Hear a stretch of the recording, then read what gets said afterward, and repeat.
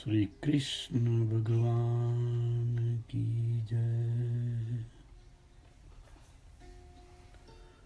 સુખદેવજી કહે, શ્રી કૃષ્ણ અને બલરામજી બંને મથુરા નગરીમાં પ્રવેશ્યા છે.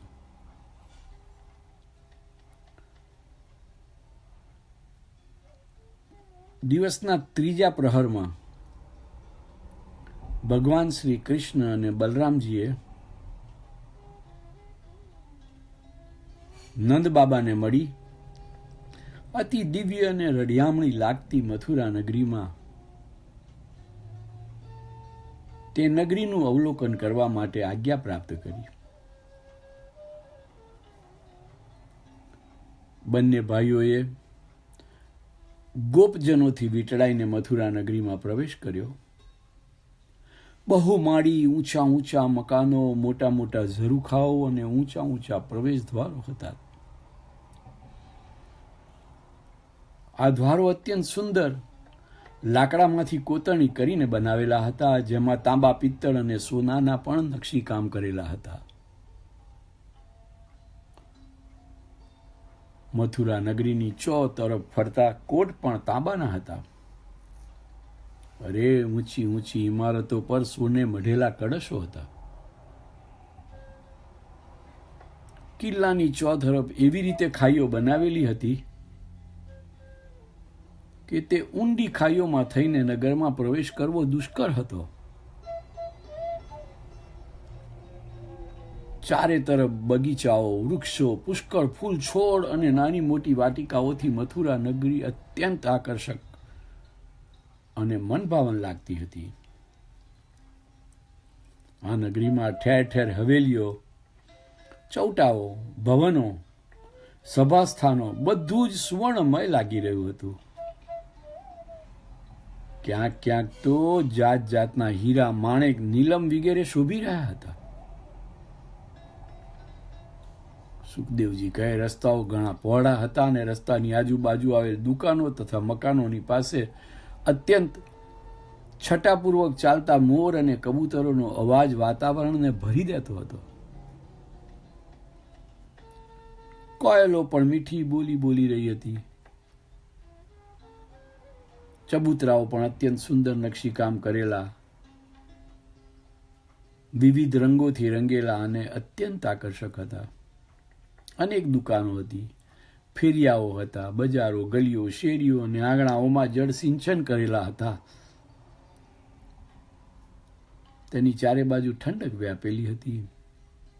આવી મનમોહક નગરીને જોઈને વ્રજના બાળકો આશ્ચર્ય અને આનંદ બંને વ્યક્ત કરતા કરતા નાચતા કૂદતા ચાલી રહ્યા હતા. દાઉભૈયા અને શ્રી કૃષ્ણ પણ છટાપૂર્વક રાજમાર્ગો પર ચાલી રહ્યા હતા. જે માર્ગો પર તેઓ ચાલતા હતા તે માર્ગ કંસના રાજમહેલ તરફ જતો હતો. બંને ભાઈઓની શોભા તો અપરંપાર હતી. બ્રહ્મરૂપ રામ અને કૃષ્ણના દર્શન અર્થે મથુરા નગરની રમણીઓ ભાવ વિભોર બની પોતપોતાનું કાર્ય પડતું મૂકીને દોડી આવી. કેટલીક તેમને હવેલી પરથી જોવા લાગી તો કેટલીક રમણીઓ તેમને ઝરૂખામાંથી નિરખવા લાગી તો કેટલીક સ્ત્રીઓ રસ્તાઓની બાજુએ ઊભી રહી બંનેને જોતી રહી હતી. અનેક દૈત્યોનો સંહાર કરવા વાળા બંને ભાઈઓ ધનુર્યજ્ઞમાં આવવાના છે તે જાણ તો સૌને અગાઉથી જ થઈ ગઈ હતી ને તે બંનેની શોભા જોતા તેમને તે કોણ છે તે પૂછવાનું જરૂર પડે તેવું હતું જ નહીં. સિંહ ચાલે તેવી ચાલે ગોપ બાળકોની સાથે ચાલી રહેલા બંને ભાઈઓને નિરખવા માટે ઘણી સ્ત્રીઓ ઉલટા સુલટા વસ્ત્રો પહેરીને આવી હતી. કોઈએ અધૂરા પહેર્યા, કોઈએ અધૂરા આભૂષણો ધારણ કર્યા, તો કોઈએ એક આંખમાં અંજન કર્યું, કોઈએ કામ છોડ્યું, કોઈએ બાળક છોડ્યું, કોઈએ જમવાનું છોડ્યું, કોઈએ પીરસવાનું છોડ્યું. આમ સૌ બ્રહ્મના સાક્ષાત્કાર માટે મન બુદ્ધિના કર્મોને ભૂલતા ભૂલતા દોડી આવ્યા. સૌ પોતપોતાની ક્ષમતા અનુસાર પોતપોતાના નયનોથી જેટલો પીવાય તેટલો બ્રહ્મરસને પી રહી હતી. અહીં યાદ રાખવું ઘટે કે બ્રહ્મને પ્રાપ્ત કરવા માટે, બ્રહ્મ દર્શન માટે બધું જ નૈવેદ્ય મૂકી દેવું પડે. બધું જ નૈવેદ્ય મૂકી દેવું પડે. જે ત્યાગે તેને જ સાંપડે. જો ખોવત હે વો પાવત હે. અહીં મથુરા નગરીમાં માત્ર સ્ત્રીઓ જ નહીં પરંતુ સૌ પુરુષો અને તેમાંય બ્રાહ્મણો વગેરે કૃષ્ણ દર્શનનો લાભ લેતા લેતા એવું બોલવા લાગ્યા કે ગોકુળના ગોપ બાળકો, ગોપીજનો એ સૌએ એવા તો કયા પુણ્ય કર્યા હશે કે આવા દૈદીપ્યવાન આનંદ સાગર સ્વરૂપ શ્રીહરિ તેમની સાથે ગાયો ચરાવતા હશે, ખેલતા હશે, રમતા હશે, અને આ લોકો તેમના દર્શનનો લાહો લેતા હશે. સુખદેવજી કહે, હે રાજન, હવે દ્વૈત રૂપી અહંકાર સ્વરૂપ કંસને મારવા માટે શ્રી કૃષ્ણ એટલે કે અદ્વૈતને પોતાનું સ્વરૂપ બદલવા માટે કપડાની જરૂર હતી. કૃષ્ણ બલરામ મથુરાના રસ્તેથી પસાર થઈ રહ્યા હતા ત્યારે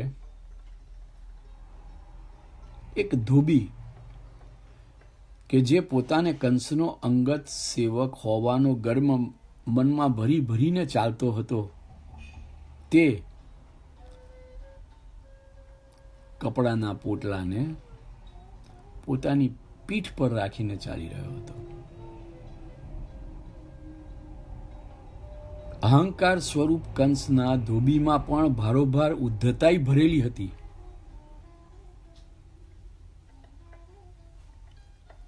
શ્રી કૃષ્ણે તે ધોબીને પૂછ્યું, ભાઈ આ શું લઈ જાય છે?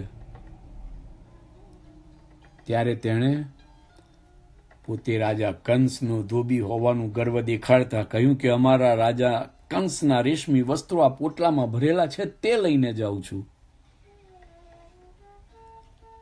શ્રી કૃષ્ણ અને બલભદ્રે ક્યારેય આજ દિન પહેલા સીવેલા કપડાં પહેર્યા જ ન હતા. શ્રી કૃષ્ણએ મધુર સ્મિત કરી ધોબીને કહ્યું, અમે વ્રજમાંથી ધનુર્યજ્ઞ જોવા માટે આવ્યા છીએ, અને જો તું અમને વસ્ત્ર આપે તો તારું કલ્યાણ થશે.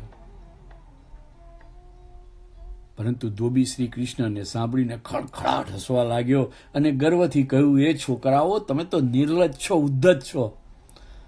અરે યાર, સમજણ વગરના છો. રાજાના કપડાં તમારે પહેરવાના છે? આ તમારા વનવાસી જેવા કપડાં જોતા જ એમ થાય છે કે તમે તો વન પર્વત કે નદી કિનારે રહેવાવાળી જાતિના લોકો છો. રાજાના દૂતો આવે અને તમારી ઉદ્ધતાઈ જોઈ તમને પકડે, બાંધે કે મારે, ત્યાર પહેલા દૂર ચાલ્યા જાઓ. શ્રી કૃષ્ણ કાંઈ જ ના બોલ્યા. તેમણે તેના માથા પર એક જ મુષ્ટિ પ્રહાર કર્યો કે તેનું મસ્તક જ શરીરથી અલગ થઈ ગયું, અને તેની સાથે આવેલા અન્ય ધોબીઓ પણ પોટલા મૂકીને બીકના માર્યા ભાગવા માંડ્યા અને ભાગી ગયા.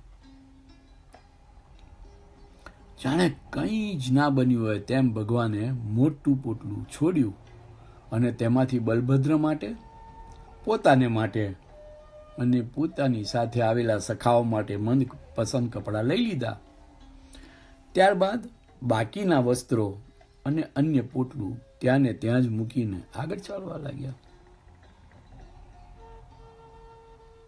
જાણે કાંઈ જ બન્યું નથી.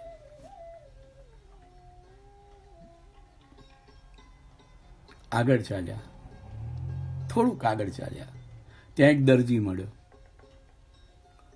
બલરામ અને શ્રી કૃષ્ણનું સૌંદર્ય જોઈ તેની પ્રસન્નતા વધી ગઈ. તે દરજીએ સૌના કપડાં દરેકના માપ અનુસાર તૈયાર કરી આપ્યા.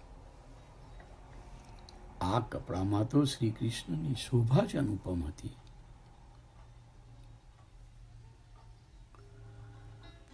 ભક્ત દરજીની સેવાથી પ્રભુએ પ્રસન્ન થઈ તેને સારૂપ્ય મુક્તિ આપી અને અત્યંત લક્ષ્મી, બળ, ઐશ્વર્ય વગેરે શક્તિઓનું પ્રદાન કર્યું. આગળ ચાલતા ચાલતા તેઓ એક માળીને ત્યાં ગયા. તેણે બંને ભાઈઓ વિશે અને તેમના મથુરામાં આવવા વિશે સાંભળ્યું હતું, પરંતુ શ્રીહરિ તેના ઘેર પધારી તેને આટલો બધો સદભાગી બનાવશે એવું તો તેમણે ધાર્યું જ ન હતું. તે માળીનું નામ સુદામા હતું. સુદામા એટલે આત્માનું કલ્યાણ કરવા માટે જે ઇન્દ્રિયોનું દમન કરે તે. પોતાના નિવાસ તરફ પધારી રહેલા શ્રી કૃષ્ણ અને બલરામને જોતા જ માળી સુદામા તો એકદમ ઊભો થઈ ગયો અને ભગવાનના ચરણ સ્પર્શ કરી બાજુના ઘરેથી ઉત્તમ આસન લાવી તેમના પર બંનેને પધરાવી શુદ્ધ જળથી ચરણ પખાડ્યા અને કહેવા લાગ્યો, આજે મારો ફેરો સફળ થયો છે પ્રભુ, આજે મારો ફેરો સફળ થયો છે. તેણે સુંદર સામગ્રીથી પોતાના પરિવાર સહિત બંને ભાઈઓના હેત અને ભાવથી પૂજન કર્યા.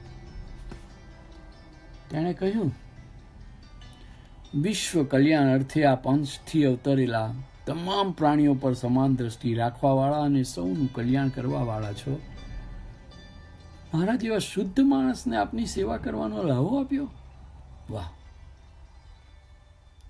શ્રી કૃષ્ણની ઈચ્છા અનુસાર માળીએ અત્યંત સુંદર સુવાસિત પુષ્પોની માળા બનાવી શ્રી હરિને અંગીકાર કરાવી.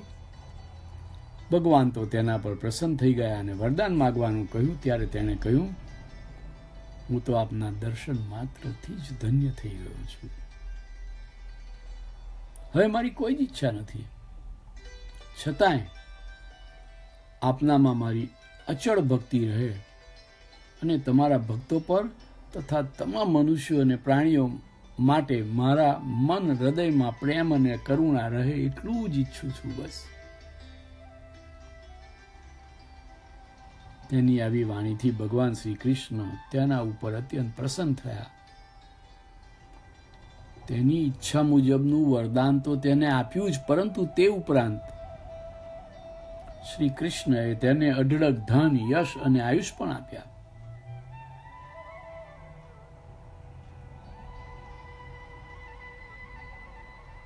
ત્યારબાદ થોડી વાર પછી સૌ કિશોરો સાથે શ્રી કૃષ્ણ અને બલરામે માળીના ઘરેથી વિદાય લીધી. સુખદેવજી કહે, હે રાજન, શ્રી કૃષ્ણ જે માર્ગે બળદેવજી અને તેમના ગોપ સખાઓ સાથે ચાલી રહ્યા હતા તે રાજમાર્ગ અત્યંત શોભી રહ્યો હતો. કારણ કે તેમણે અને બલભદ્રજીએ રંગબેરંગી વસ્ત્રો પરિધાન કર્યા હતા. ત્યારે તેમની સામેની દિશામાંથી અંગ પર લગાવવાના લેપથી ભરેલ સોનાના પાત્રને હાથમાં લઈ સુંદર મુખાકૃતિ વાળી મનોહર સ્ત્રી આવી રહી હતી. તેના પાત્રમાં રહેલી સુવાસ સમગ્ર માર્ગને સુગંધિત કરી રહી હતી. શ્રી કૃષ્ણ તેના પર દ્રષ્ટિ કરી તો તેનું મુખ અત્યંત મનોહર હોવા છતાં પણ તે સ્ત્રી 3 જગ્યાએથી કુબડી હતી, એટલે કે 3 ઠેકાણેથી વાંકી હતી.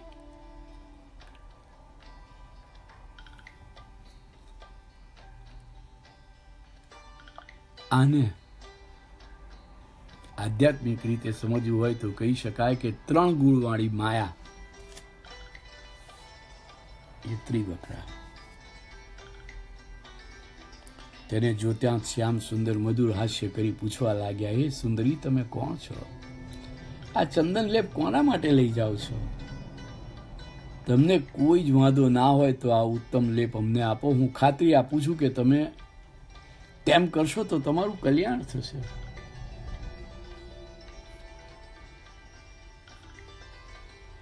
તે સ્ત્રીનું નામ કુબ્જા હતું. કુબ્જા બોલી, હે ત્રણેય લોકમાં સુંદર શ્રી કૃષ્ણ, મારું નામ ત્રિવક્રા છે, પરંતુ આપે મને સુંદરી કહી. હું ખુશ છું. કંસ રાજાની હું ચંદન દાસી છું. હું ચંદનને અન્ય સુગંધિત પદાર્થો સાથે ભેળવીને રાજા માટે ચંદન લેપનું કામ કરવા વાળી નિષ્ણાત સ્ત્રી છું. પરંતુ આપને જોતા મને લાગે છે કે માત્ર આપ જ મારા ચંદનના લેપને માટે લાયક છો.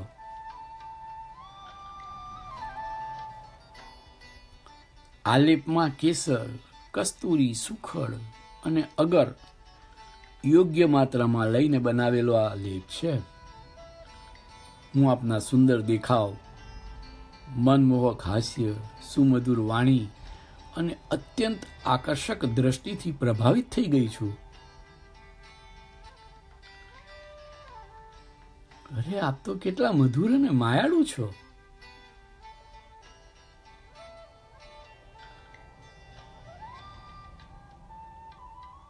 કૃષ્ણને ખબર પડી કે ત્રિવક્રાનું મન તેમને વશ બની ગયું. શ્રી કૃષ્ણનું સ્વરૂપ શ્યામ હતું, બલભદ્રજી શ્વેત હતા.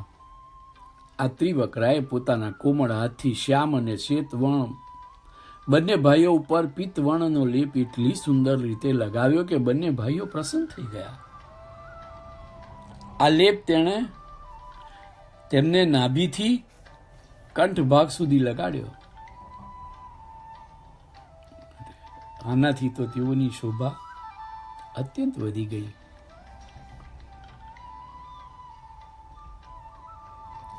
આ કુબ્જા ત્રિવક્રાની આટલી સુંદર સેવા બદલ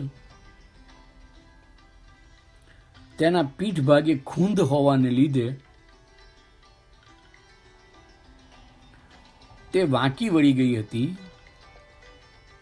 3 અંગે વાંકી વળી ગઈ હતી. તેને દર્શનનું પ્રત્યક્ષ ફળ આપવા માટે આ સુંદર સ્ત્રી રૂપી 3 ઠેકાણે વાંકી વળી ગયેલી વૃત્તિને સીધી કરવાનો શ્રી કૃષ્ણે વિચાર કર્યો. તેથી તેઓ કુબ્જાની ખૂબ નજીક ગયા. તેની આંખથી આંખ મિલાવી પોતાના બંને ચરણ વડે કુબ્જાના બંને નાના નાના ચરણ પરના આગળના ભાગને દબાવી તેની વધારે નજીક જઈ એક હાથ તેની ખૂંદ પર રાખી બીજા હાથે પોતાની 2 આંગળીઓથી તેની હડપચીને પકડીને એક જ ઝાટકે મુખ ઊંચું કરતા કુબ્જા હવે ત્રિવક્રા મટી ગઈ અને અત્યંત સીધી અને સુડોળ અંગવાળી અતિ સુંદર સ્ત્રી બની ગઈ.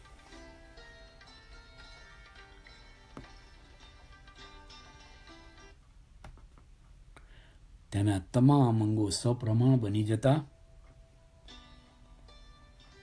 તે તો અત્યંત મનોહર લાગવા માંડી. આજુબાજુ ઉભેલા સૌ આશ્ચર્યચકિત થઈ હાથ અને ચહેરાથી અવનવા ભાવો અભિવ્યક્ત કરવા લાગ્યા.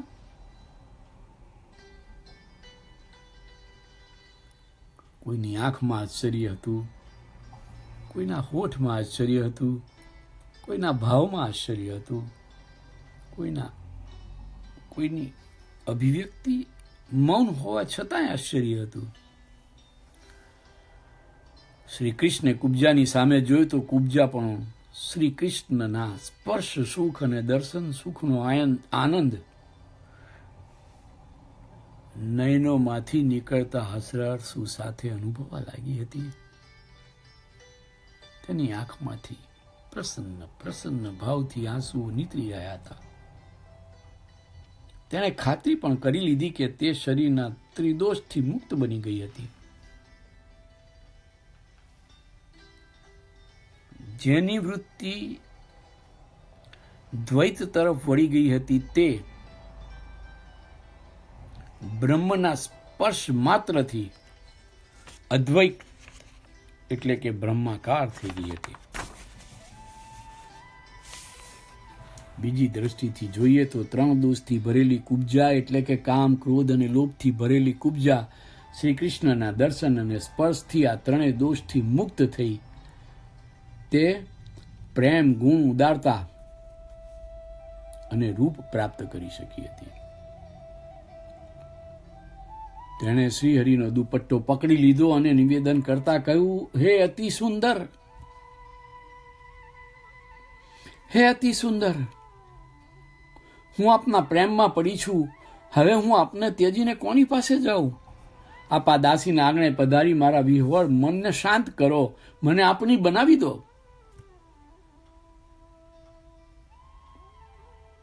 ત્રિવકરા તો આ બધું નયન ઢાળીને ખચકાતા ખચકાતા પણ મક્કમતાથી બોલી. બાજુમાં ઉભેલા બલરામ સ્મિત કરવા લાગ્યા, પરંતુ શ્રી કૃષ્ણ તેની ભાવ ભરેલી અવસ્થાને અને તેની અભિલાષાને સમજી ગયા. તેમણે હસતા હસતા તેને કહ્યું, મારે એક મહાન કાર્ય પૂર્ણ કરવાનું છે. તે સંપૂર્ણ કરી હું ખાતરી આપું છું કે હું તારે ત્યાં આવીશ, કારણ કે મારે કોઈ ઘર નથી. તું મારી રાહ જોજે.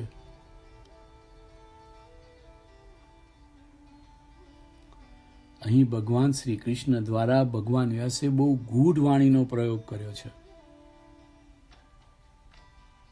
તેમણે કુબજાને કહ્યું, મારે કોઈ ઘર નથી. તેનો અર્થ તો એ થાય કે ભગવાન તો સર્વ વ્યાપક છે, તેમને કોઈ એક ઘર હોય?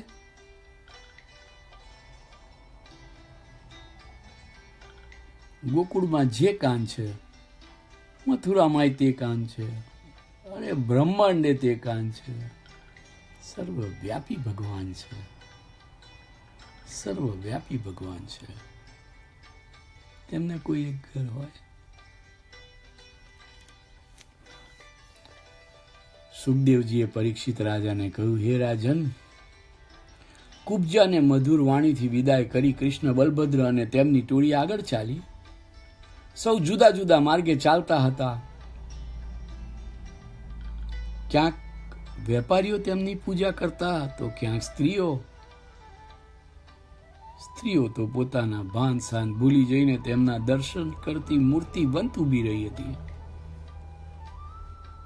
અનેક જન્મોના પુણ્યનો ઉદય થાય ત્યારે આવી રીતે પ્રભુના દર્શન થાય.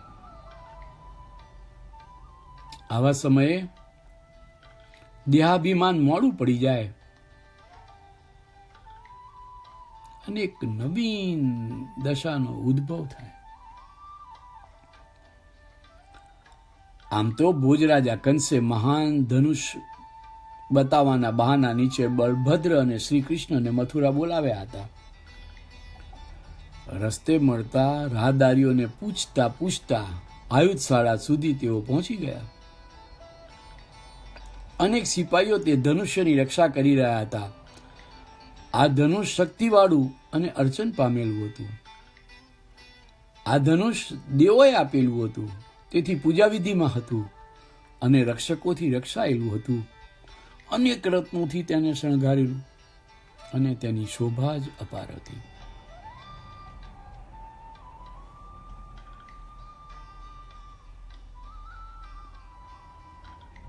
શ્રી કૃષ્ણ ધનુષ પાસે ગયા અને રક્ષકોએ રોક્યા છતાં પણ તેમને વામ હસ્તથી તેને ઉઠાવ્યું અને પલક માત્રમાં સજ્જ કરી પણજ ખેંચી તેની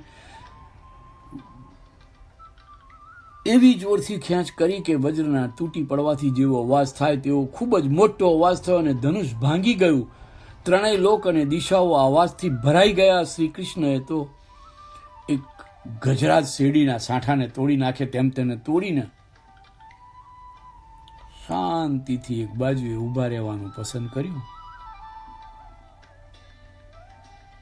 પણ ધનુષના તૂટી પડવાથી થતા શબ્દ નાદે કંસને ભયભીત કરી નાખ્યો. તે ત્રાસી ઉઠ્યો.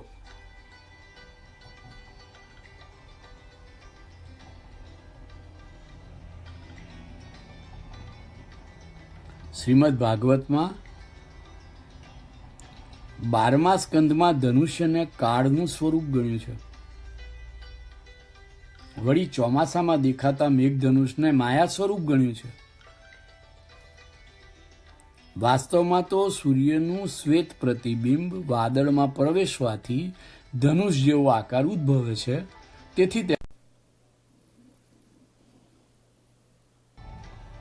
સપ્તરંગો દેખાય છે. આ બધા રંગો આભાસી હોય છે, એટલે કે માયા પણ આભાસી છે. મૂળ તો શ્વેત રંગ અને શ્વેત રંગના અભાવે શ્યામ રંગ છે. શ્વેત રંગ નિર્ગુણનો દ્યોતક છે, જ્યારે શ્યામ રંગ સત્વગુણનો દ્યોતક છે. ધનુષભંગ થતા જ કંસના રક્ષકો હાથમાં શસ્ત્રો લઈ પકડો પકડો, આ બંનેને પકડો, બાંધી લો એવી બૂમો પાડતા તેમને ઘેરી વળ્યા. આ બધાને બલરામ અને કૃષ્ણ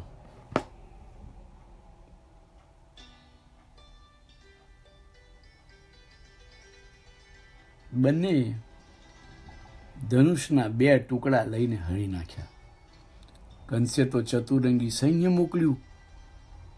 શ્રી કૃષ્ણે તે સૈન્યના સૌને સંહાર્યા.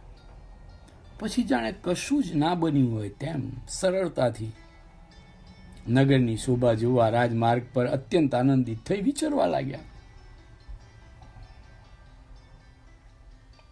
સૂર્યએ પોતાના કિરણોનો વીંટો વાળવા માંડ્યો. દિવસ ધીરે ધીરે પોતાનું રૂપ બદલતો ગયો. બંને ભાઈઓ જ્યાં ગાડા છોડ્યા હતા ત્યાં જ પાછા વળ્યા. હળવું ભોજન કરી કંસની સર્વ યોજનાઓથી સુવિદિત થઈ ગયા અને પછી શાંતિથી પહોંચી ગયા. બંને કિશોરાના ધનુર્ભંગના અદ્ભુત પરાક્રમથી મથુરા નગરના નગરજનો અચંબો પામી ગયા. કોઈ તેમને પરાક્રમી સમજવા લાગ્યા તો કોઈ તેમને દેવપુત્ર, કોઈ તેમને કંસના ત્રાસથી બચાવશે તેવો ભગવદ અવતાર સમજવા લાગ્યા. અને મોડી રાત સુધી સૌ આવા કૃષ્ણના દર્શન કર્યાના અહોભાવની વાતો કરતા કરતા પહોંચી ગયા. એક જ વ્યક્તિની ઊંઘ હરામ હતી. એક જ વ્યક્તિની ઊંઘ હરામ હતી. કૃષ્ણં વંદે જગદ્ગુરુ, કૃષ્ણં વંદે જગદ્ગુરુ, કૃષ્ણં વંદે